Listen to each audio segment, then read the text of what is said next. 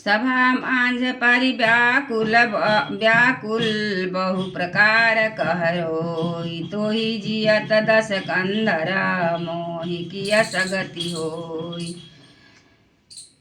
रावण की सभा के बीच वह व्याकुल होकर पड़ी हुई बहुत प्रकार से रो रो कर कह रही है कि अरे दशग्रीव, तेरे जीते जी मेरी क्या ऐसी दशा होनी चाहिए।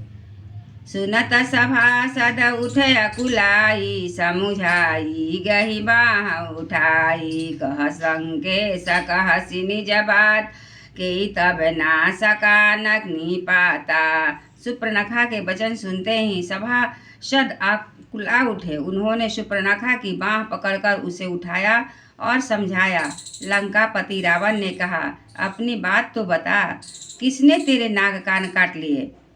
अवध नृपति दशरथ कह जाए, पुरुष सिंह बन खेलन आए। समुझी परी मोहि उन्हें कह करनी, रहती निशाचर करियई धरनी।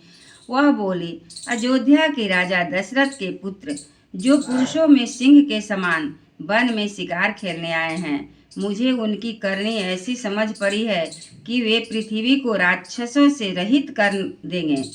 जिन्ह पर भुजबल पाई दशानन, भय भय विचरत मुनि गानन। देखत बालक काल समान, परम धीर धन्वी गुण जनाना। जिनकी भुजाओं का बल पाकर हे दशकंधर, मुनि लोग वन में निर्भय होकर विचरने लगे हैं। वे देखने में तो बालक हैं, पर हैं काल के समान। वे परम धीर, श्रेष्ठ धनुर्धर और अनेकों गुणों से युक्त हैं। अतुलित बल प्रताप दो भ्राता, खलबध रत सुनि सुखदाता। मुनि सुखदाता शोभा धाम, राम यस नामा। तिनक संग नारी एक श्यामा। दोनों भाइयों का बल और प्रताप अतुलनीय है। वे दुष्टों के वध करने में लगे हैं और देवता और मुनियों को सुख देने वाले हैं। वे शोभा के धाम हैं, राम ऐसा उनका नाम है।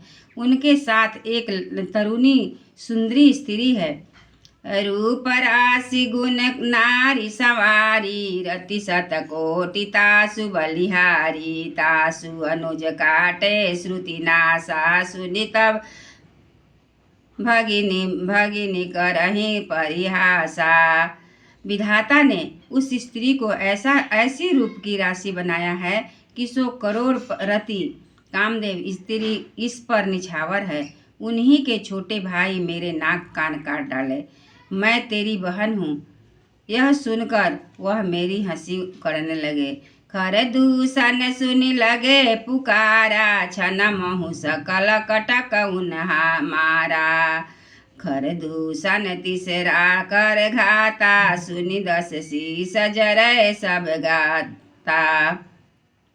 मेरी पुकार सुनकर खरदूषण सहायता करने आए, पर उन्होंने क्षण भर में सारी सेनाओं को मार डाला। खरदूषण और त्रिशला का वध सुनकर रावण के सारे अंग जल उठे। सुपर्णखी सुमुझाई करी, बल बोल सि बहु भात। गयउ भवन अति सोच बस, नींद परई नहीं रात। उसने सुपर्णखा को समझाकर और बहुत प्रकार से उसके बल बखान किया, किंतु वह मन अत्यंत चिंतावश होकर अपने महल में गया।